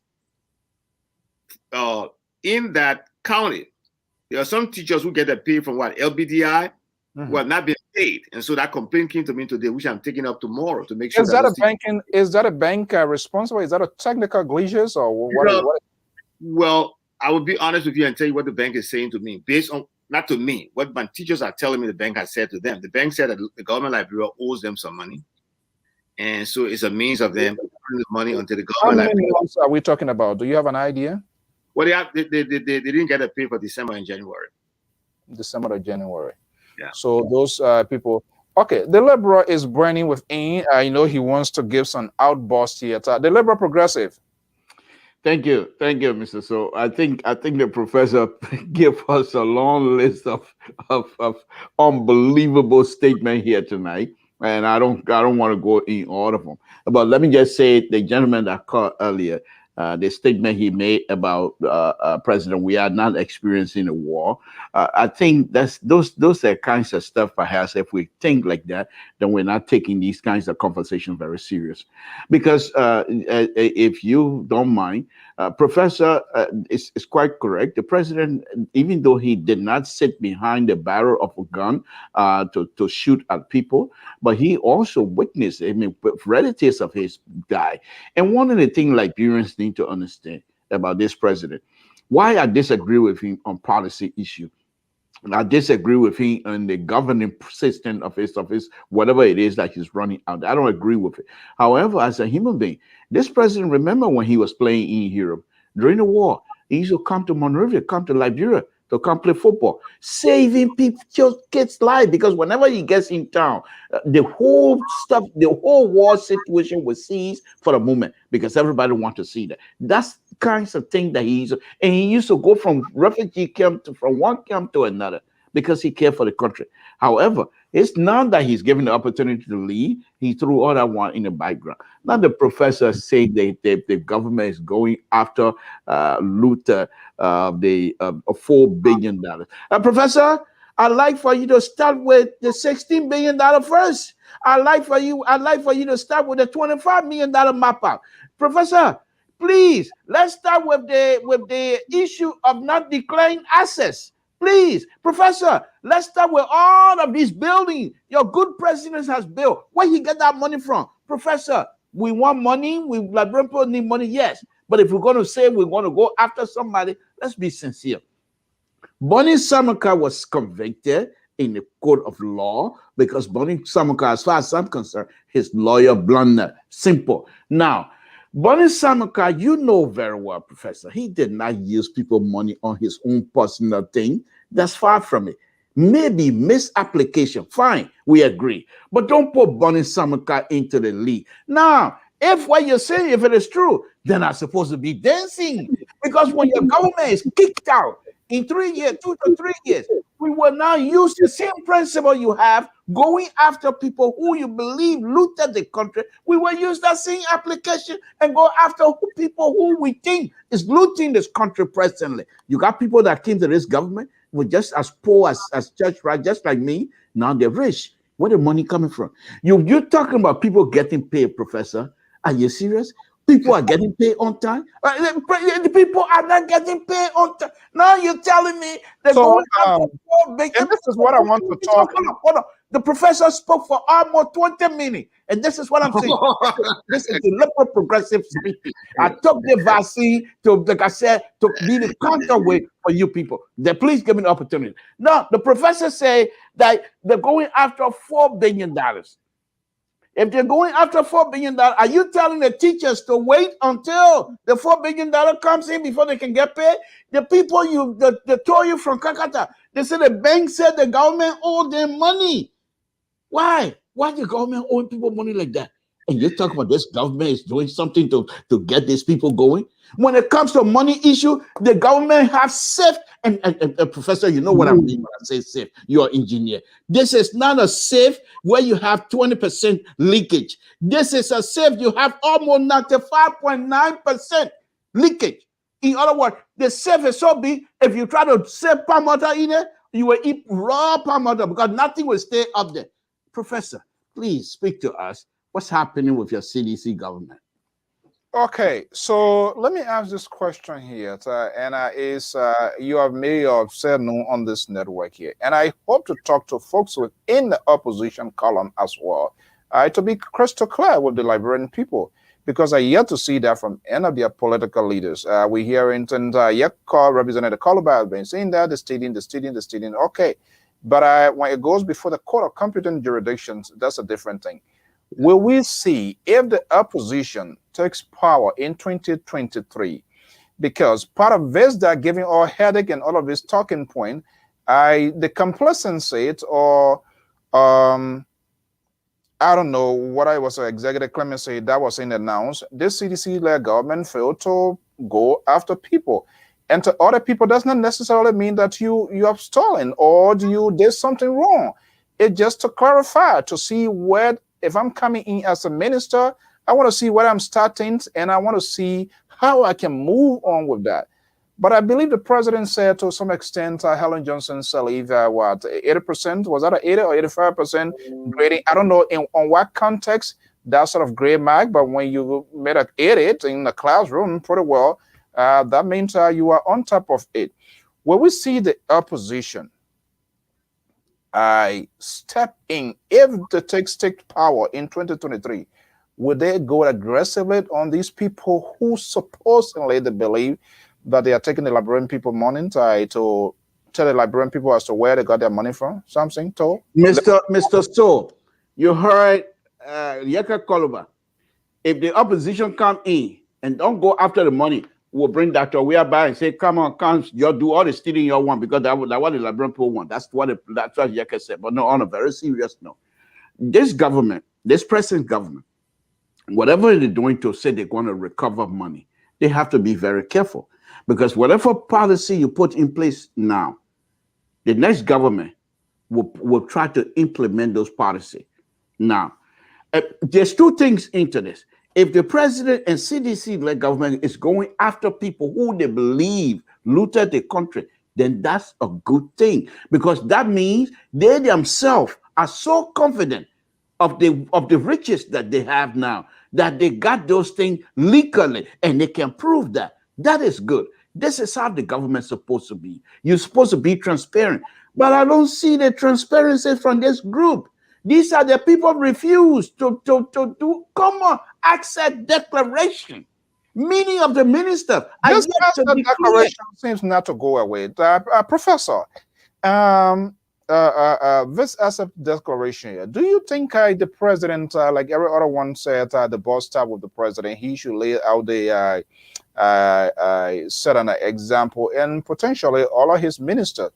Do you think what he did, because what I saw was a letter, I don't know whether there's a detail, because the asset declaration will go into detail to talks about his liability and all of that. It will be very comprehensive, but that's not what I see. Or should someone file in some sort of motion or to say, hey, no, this is insufficient. We need to see all.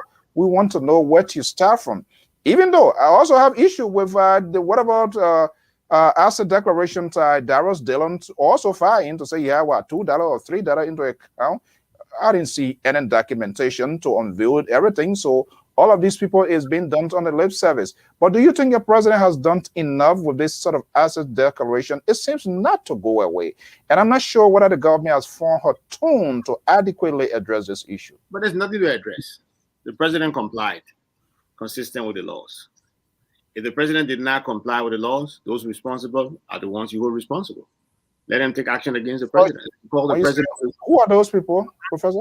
We have the institutions in the country that are responsible for that, right? Example? For example, LAC. You have a Liberia anti-corruption where this Nobodiski or whatever. Whoever he was. whoever was there. That's the president's responsibility to His make sure. credibility is even at stake. So how can he even prosecute corruption, Professor? He's not there any longer, right? Also, that's the person we should go The to. president took over. He wasn't there, also, right? Commissioner Verde was there then, right? Yeah. Okay, Commissioner Verde should have taken action if he felt the president did not comply. Is it too late to take action? I don't know, but I'm sure Commissioner Verde, who I know is a very highly competent man, knows that the president complied, and that's why he did not take any action. Now, on the other Senate, on the other, I hope to get Verde here. Let us get an insight. The other officials of government who did not declare the asset, I think we have the right to call to them to do it. You know, that's the law. But the president did comply, and that's why Jerome Verde, Commissioner Verde, did not take any action against the president. Did not say anything. Okay, let me hold you there. On the flip side, that's the argument of the professor. From here, that's his. Of course, he has to support his party. We're seeing that here. What his name, Sean Hannity, or the Fox News or Newsmax. I don't care how it is. They push it in the throat of other people. So, Samson told, based on the professor analysis, if the president's declarations of asset is insufficient or is not enough to the letter, are there institutions responsible? And if so, why folks who don't believe that, why can't they stick that before the court of competent jurisdiction to say, hey, this is what the law says, this is what a code of conduct says, the 86 Constitution. But nobody, we say it, we say the people stealing, we say the people doing this, and nobody is pushing the law. Is it the judiciary is on the belt of the president? Is that a fear of those people or what? Well, I feel bad for the professor, to be honest with you. Because the professor is highly educated, no question asked, and the professor's been around. He knows that young Liberian, in fact, some like young Liberian that he was one responsible for teaching. He knows how sophisticated the young Liberians are, and to come out here and make a statement to say the president did comply, that's laughable, to be honest with you. The president, yes, at the end he submitted his record, but guess what? Not only was he late.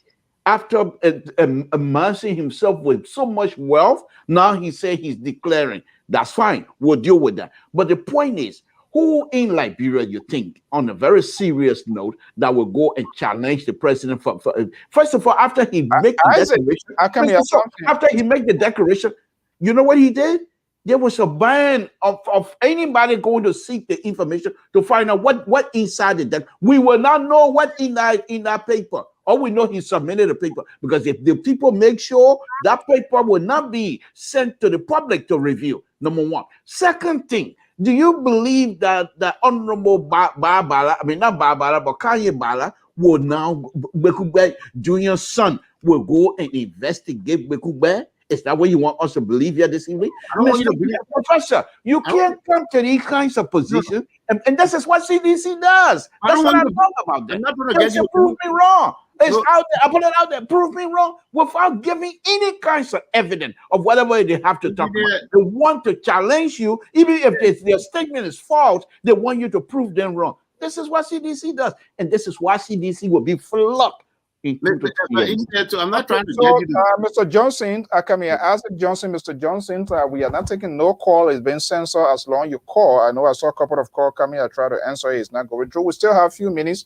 If you want to call, the number is there: 682-433-8802. There's no way we don't censor call here. We don't program anything. Just call. You can express your view. You can express your opinion. On the flip side of this here, Professor Samson, do you think that as the declaration made by Senator Darius Dillon, that comprehensive to give a clear insight that, this is where this guy started, but he just got through, but we don't know his liabilities. We don't know his, we don't know a lot. There's no lot of information is available. When you say it's also out there. So are they playing the same sort of games as well? No. Senator Dillon is the light. Professor and his people, they're in the dark. In fact, look at the lighting condition, the guy in Monrovia, just to play with people's mind. Lie here, lie here. No. Do not dilute my question. I understand your question. I'm addressing you. No, you are not addressing. I'm not asking about question. I'm not asking about lighting. I'm saying the declaration made by Senator. The declaration made by the senator is clear and simple. You have the ability to review that. Dr. Weir declaration, you don't have the ability to review it. You see, there's a sort of saying sound of political correctness. You or the various edition, the opposition you play. You're telling me now, what makes it simple? Do you have the details to submit to me for me to see as well? Mr. So, you as a journalist, it's your job, it's your duty to look into it. But you're black. You cannot look into that Korea declaration because you're black.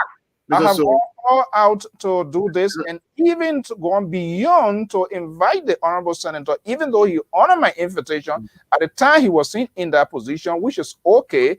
You being a Liberty Party person on this network, you are successful. Liberty Party USA, please. It doesn't matter. You are successfully protecting your people to come here for us to quiz them. But you every day you're bringing them the go on your show. Go ahead, Professor.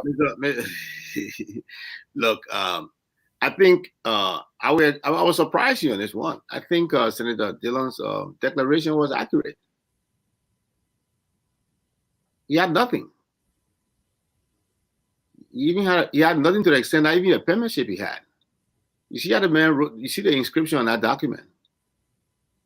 It's scary. There was such an individual in the house. See the inscriptions on the document. So I think that document is authentic. He had nothing. He has nothing to offer. Can you say the same for the President Declaration, Professor? The President Declaration was accurate. It was represented. Have you seen it? I've seen it, yeah. Is it public? I think you have the right to ask for it, right? As long as you're paying taxes. Yeah, but people did that, and we've been rebuffed by the people allegedly did that. Did you do it? Do you know the people who did it? Did you see the communication they filed? Professor, we heard not only heard it from the people in charge of the declaration that they will not release the declaration as long as the president have not given them permission to do so. Take the people to court. So it seems to me all these people they have and they consistently violate the code of conduct that they should live by. Everybody. Take the people. This is what happened. The government felt that Brandon Samoka did not do the right thing. The government would have sent police to go and arrest him. The government did not do so. They sought protection through the courts. And they took the case to the court. They won the case. Now they have all power to do what they want to do. It's the same thing. If you feel the President's Declaration is something that should be a public document, and they're not trying to make it to be a public document, then you sue LAC, and sue whoever is preventing you from having access to the document. As long as you're paying taxes, you have extended in that case. If you're not paying taxes in Liberia, then it's a different story. But as long as you're paying taxes, the call going to voicemail. Well, so then do it. Okay. You know, so I managed to obtain some valuable documents from the court as it relates to Brandon Samoka. And I hope in Crossfire this Saturday, we're going to be hosting Veterans News media guru Kenan Yawawlo Best. But I will share these documents with you guys. I managed to obtain these. It is lengthy. It is in details. I'm going to send it on you guys WhatsApp number, and we're going to see line by line these documents from the court. I would say they are classified documents, but we managed to obtain them. I'm not sure what is out there, but that's my first time saying this. I'm still going through it. I'm going to send it to you guys. Okay. So I saw some documents too, and where the court was even look. You see, incompetent people are just incompetent. I don't know where Mr. Samoka took his lawyers from. The court was even directing them on what steps they would have taken to protect, Honorable Samoka. But I think the Liberal agree with you on that. The lawyers they screwed up. Yeah, because the process, the method, they even agree with first and foremost instead of them going with a jury, something they decide to go on the other way, and it keeps the can down. Introducing witnesses into the case. They were very reluctant to do so, and that's what their case hinged. Yeah, Mr. Jabo, I don't know for some reason why the phone not acting up. My line been working here, but since Samson took his virus vaccine, he came tonight. Now he has successfully acted like a Russian, and he has infiltrated my phone line here, and people are calling, and they can't get through. Put my number up, Mr. So. They can come call me through. Oh, is that why you contaminated my number? Mr. So, I took the vaccine to make sure that the virus don't even approach me because the people want me to make sure that I become the counterweight on you and your conservative friends Okay, on I see this somebody network. okay, hold on. Somebody calling here. Let me see here. Okay, this person gets through here. I don't know why is it going to 508 number type 4735. Caller, good evening. What's your name and where you calling from? Wow, Mr. Slow, how are you, my brother? It's not easy to get you through, man. I don't know why. It's the line. Brother B. Yeah, over That's 10, something 15 to. times I've been on this line. Oh my goodness. I'm sorry. That's something to viral injection. I hear a number ringing, but go ahead, my brother. Oh, my brother, thank you so much, man. My name is Z Dixie, and I'm calling you from Massachusetts. Okay, from the great thank state. you so much for the show, brother. You know, on a very serious note, with all due respect, okay? It is so disheartening to see our learned professor in your studio, all right? Oh my goodness. You see, I try to put the other person and everything going up. Man, this is whoo. Hello, caller, are you there? Oh yeah, good morning, brother. Good morning. How you doing? Good. Go ahead quickly. Yeah, please. I have a couple of questions. I'm Bernard from Australia. I want to ask the CDC professor there, please, whether you can permit me to for him to please. Yes, he's not, as far as I'm concerned, he's not a CDC. Let's go with Let me ask this question. At a college here. I don't know what a CDC get accredited professor here, but he can speak to that. But, I just want us to set the bar here. Go ahead if you have a question. Yeah. Good morning, Prof. How you doing? Hey, hearing you. Good morning. Go ahead, Bernard. Prof. Yeah. I don't know what. I'm listening to you. This phone here. What the heck going on with this? When people call, I try to merge and they go. Why don't you put my number up? Are you there? Well, don't merge. Don't merge. It's in the mood. I don't know I see a ringing, but I can't even answer. Something to has caused it again. Let me just get it all here. Gentlemen, I'm not sure whether they're taking our call here. You're gonna work this evening here. Are you guys hearing me? Mr. Tool said you should use his number. Why don't you use my number? Okay, something I put your number out there. We are already out of time. It's 9. You see, I'm saying phone is like a ringing, but number is not appearing. Something to is something. Okay, something to let me see what we can do it, but we get maybe in 10 minutes time we gotta go. Give me your number, please. I don't know your number again. Something. It's up there. Okay. I don't just call this number for some reason. My phone is frozen here, and so it just pin my number then. I don't trust the Liberal Progressive number. I hope he's not going to give it to all his Liberty Party people to come and harass me. It's breaking here again. Let me see. I feel bad. I don't know what's going on. Okay. Let me see this. Hello? Hello? Yeah. How you doing, sir? Yeah. Go ahead. I don't know why this line is acting up here tonight. Go ahead. I don't want you to cut off again. All right. This is Sam from Australia. Okay. Go ahead. I'm listening to the professor, and it's disheartening. It's embarrassing that the people that we look up to as young people to tell us, show us, and lead the way for us to follow is misleading us. Even the little kid in Liberia, even the person that don't have eyes to see, they can feel what's going on in Liberia. For the professor to sit on this public forum and say things that are not truth, it is disheartening. And these are some of the reasons when President we say the country is not about education. This is one thing I totally agree with President Weah, because if Liberia really had educated people and they were making use of this education to benefit the country, trust me, a lot of things will have been cleared off before getting into the government, like this professor is doing here now. Because most of the things he's backing, most of the things he's saying, he knows deep down in his heart, he's not saying the truth. So, Mr. Professor, please, kindly do us a favor for the sake of Liberia, for the sake of the generation to come. Please, see some reason to be in the position to say the truth. At least, if you can't do it for you, do it for the young generation that are coming up. Do it for people that look up to you. and do it for at least your kids, your grandkids. Because most of the information you're saying out here, they are all misleading. They are not true. Please, Professor, such as you carry a very honorable title. Before you go, what is the specific information? Some of the things that he's saying that's not true. Like the declaration he's talking about, the president's declaration, Okay. and Darren's declaration. It's completely lost. What did I say about people that have asked for that declaration is not out there. President Weah declared his assets in 2012. President Weah had $12 million and some more dollars. Everyone knows that. It's in the public eye. It is not any magic. We all live or know people in Liberia. It is not a magic.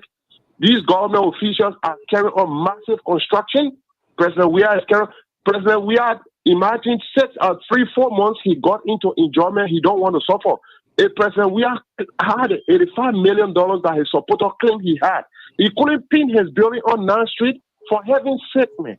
Why do we treat ourselves this way? Okay, quickly, let's have a dialogue. It's both ways. These guys, the opposition yesterday, they are in the governing stage, and we have the opposition now who is also seeking state power. Are they also doing enough? Are they being proportional to all of these things that we are talking about in terms of coming out clean with what they are doing as well? Are they doing that as well? You know, in some cases they fail. In some cases, they're doing their best. And he was talking about the case of Bernie Samoka. I think you guys touched on it and did not go into detail. You know the case of Bernie Samoka, let's be honest. Bernie Samoka took an instruction from the president that he shouldn't have. Because Okay, hold on. Let me hold you there. Should you be held liable for that? Because there's a saying that says ignorance of a law is also equally no excuse. And Bernie, he's somehow we worked. I would consider him as a former boss, and he's a very smart gentleman. I'm not sure, and I'm hoping that I've worked that after everything he will come here for us to talk that. But I agree that he did that. But do you think that was a good judgment on his part, or is this a Saint African way of doing things when the president says it? That's it. Nobody get a guts to say, no, Mr. President, this is not right. We can't do this. It's against the law. I think he kicks the can down the road on that. Yes, and this is why we need to understand as Liberia and as a country that the reason why these things keep happening because we are not allowing the system to work. Okay. We have built a political culture in Africa that we want to follow system and culture. And this is one of the reasons why politically we're having trouble in Africa. In the Western world, the people got system, they don't have culture. In Africa, we got culture and we got system. And two things cannot occupy the same space. I agree with you. The instruction Bernie Samoka took, $1 million, these are the questions I want to pose to the citizens or to the government. President Salif gave this instruction. This guy acted under the instruction of the president at the time. President Salif gave that instruction when she was in the position of the presidency, right? Fair enough. Bernie Samoka listened to the instruction, which he shouldn't have because it was against the law. Right. I totally agree with that. But why can the government call Madam Salif to court to justify a reason why she gave that instruction? That's the question. That's the $1 million question. Number two, if the government is behind Bernie Samoka today, this morning, when Bernie Samoka finished paying the money, can he sue the government? Because Madam Salif was president at the time. She acted in the office of the president. So that means whatever she does, the country takes full responsibility. Can Bernie Samoka sue the country after to pay him back for all of the damages that he's going through now? Thank you so much. Can the CDC allow that to happen? Thank you so much. Because if we hold him reliable for this mistake that he made, so can he sue the president now for giving that instruction? Okay. Or can he sue Liberia? Okay, let me take the other caller here. Let me take the other caller here before we wrap up here. Thank you so much. 612, please lower your monitor quickly. 612, are you there? Yes, I'm here. Okay, so is that Ben? Yeah, that's Ben. Big Ben. So yeah, I'm sorry, I don't know why they phone acting up here. Yeah, I know. Go ahead. I need to very fast. That brother that just left on the line. It is so disheartening just the way how he's talking about the professor, Mr. Soul. Our people refuse to read that document that you are talking about that you have in your possession. the document from the court. That brother have not seen it. If he read the 400 some odd pages from the court, we would know that all the things that he said about Ellen in public Samuka, the court very, very clear. It is a lie. Ellen did not instruct Samuka. It's a blatant lie. In fact, when you read the document, at some point, the court was even asking if they could call Ellen. The entire Samuka people, they could not even say a word. Ellen is right in the the court wouldn't give them the benefit of the doubt. If you please, when you get through reading that document, I forgot the page number. I'll find it and I will send to you.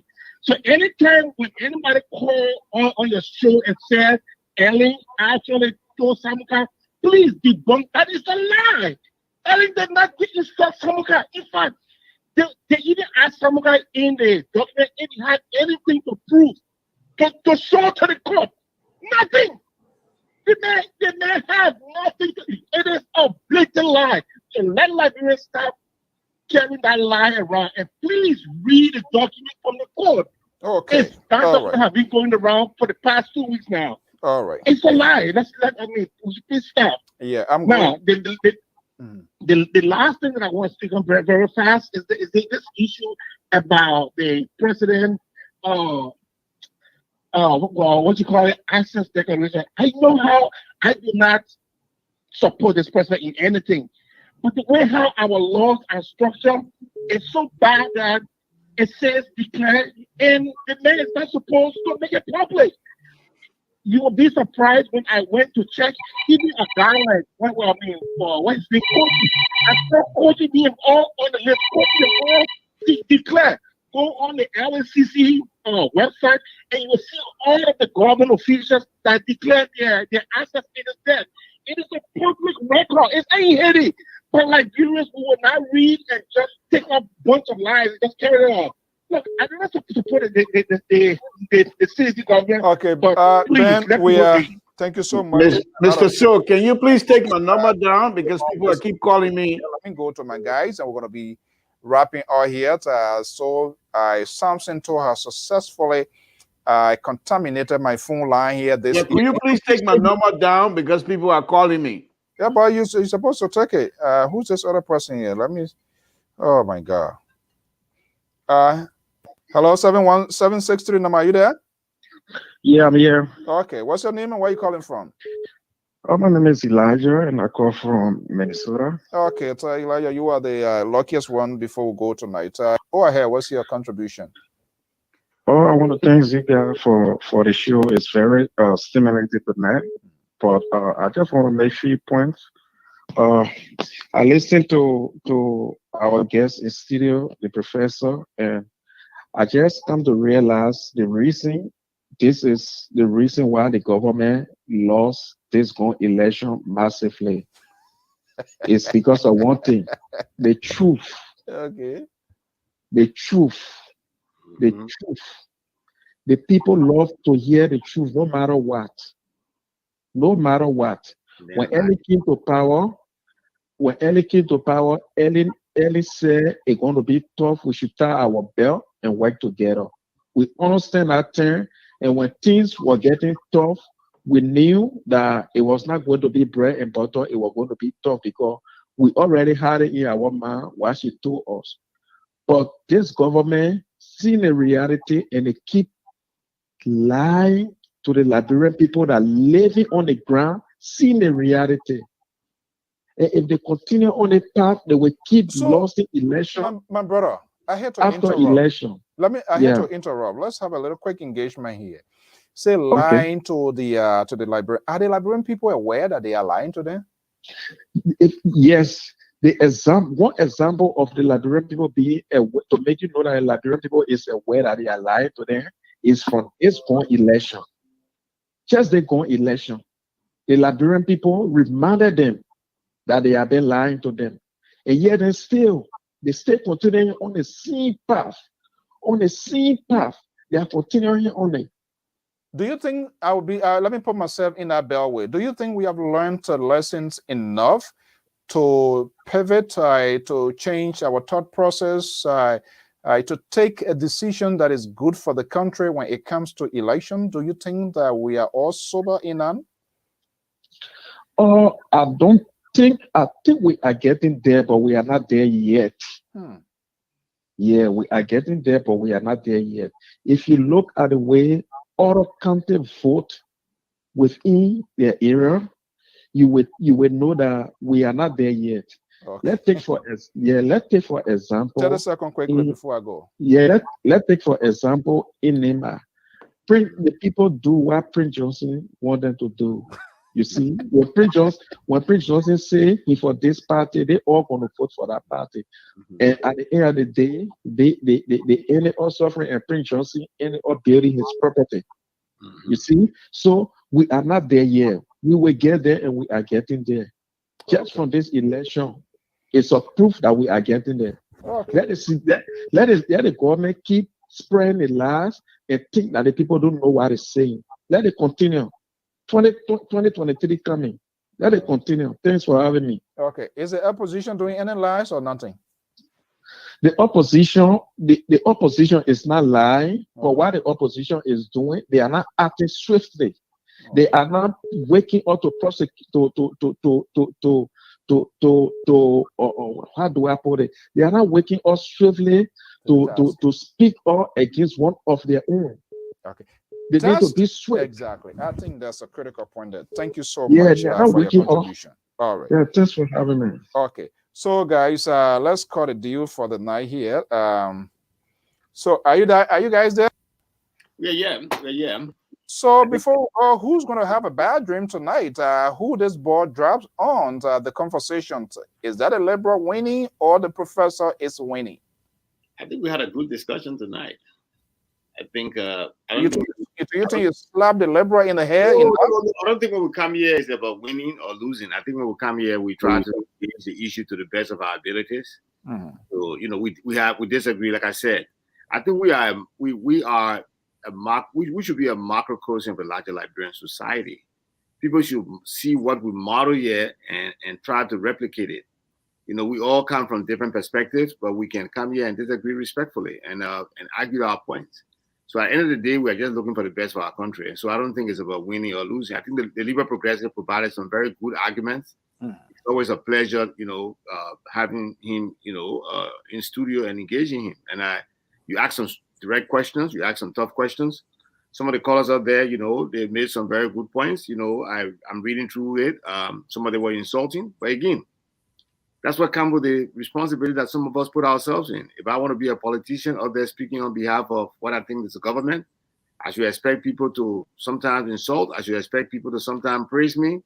I should expect people to applaud me. I take everything. I take the good, the bad, and the ugly, and that's life.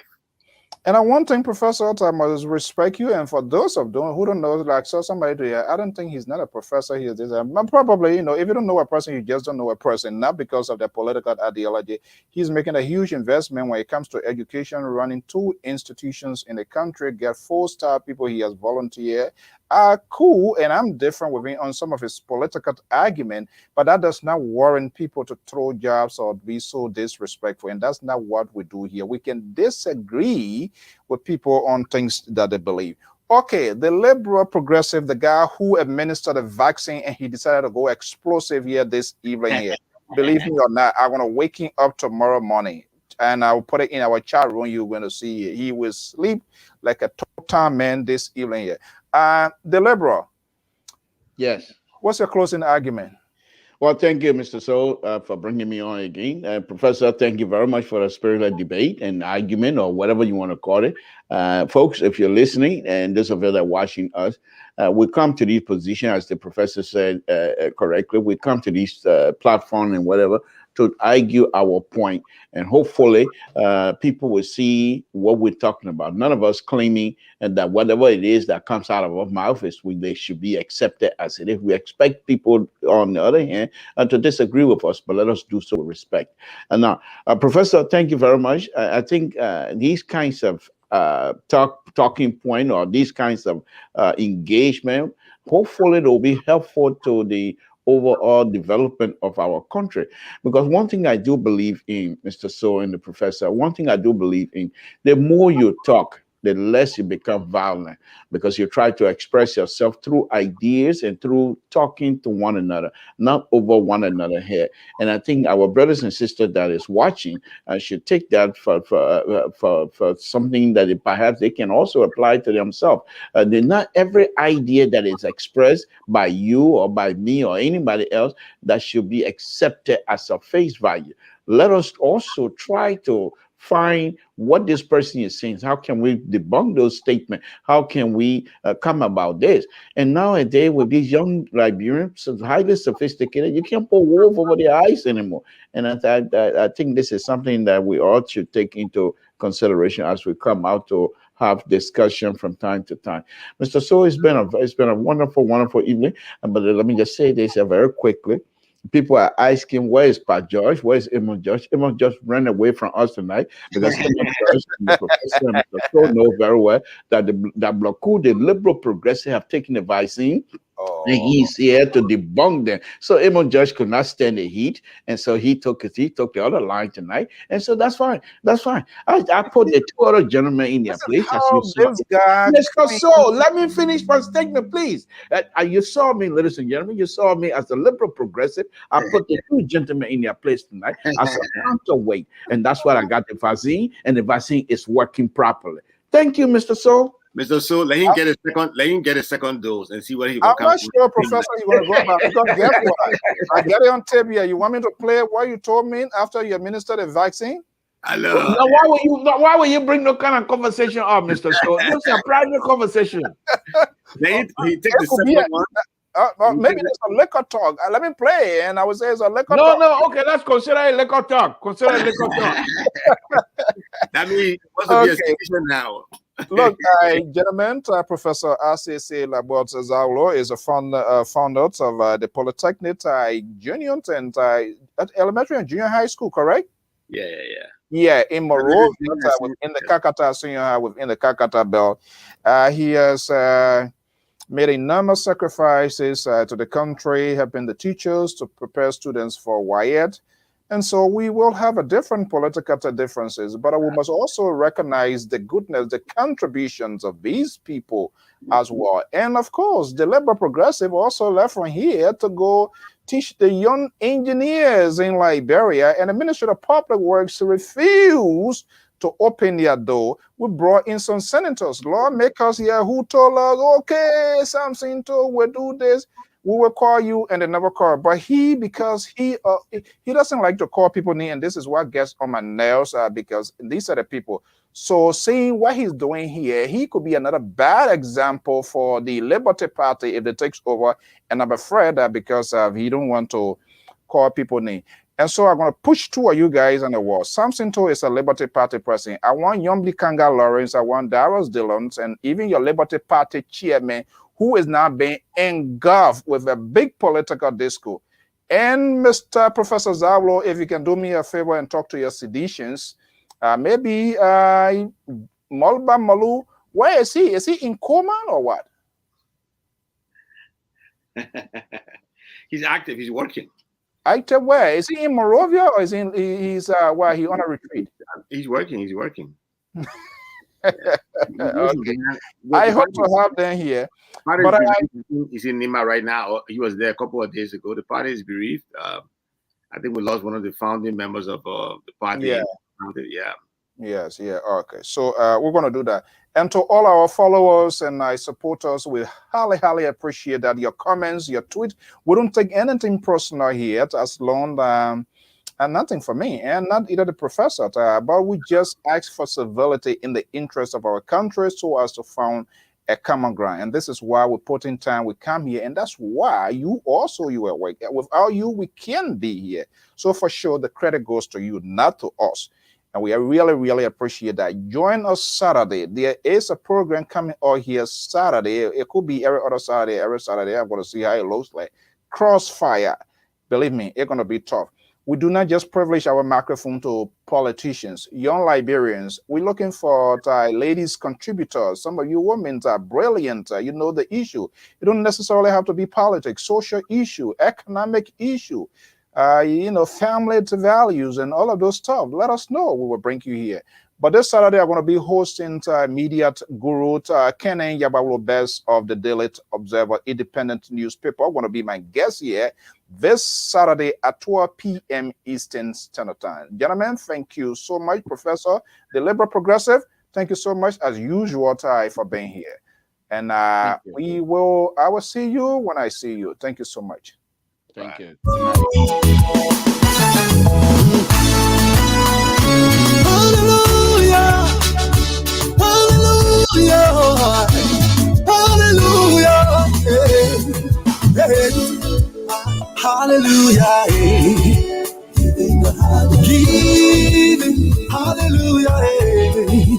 Giving God the praise, hallelujah, hey. Giving the highest praise, hallelujah, hey. Giving the highest praise. In the morning when I wake up, in the night when I wake up. Oh, yeah, this is a beautiful song. This is a song that closes our program, introduces the program, the K-Praise, Liberian gospel artists based in Liberia. They are the songs, and all of you, your comments, sincerely apologize of those of you who are calling.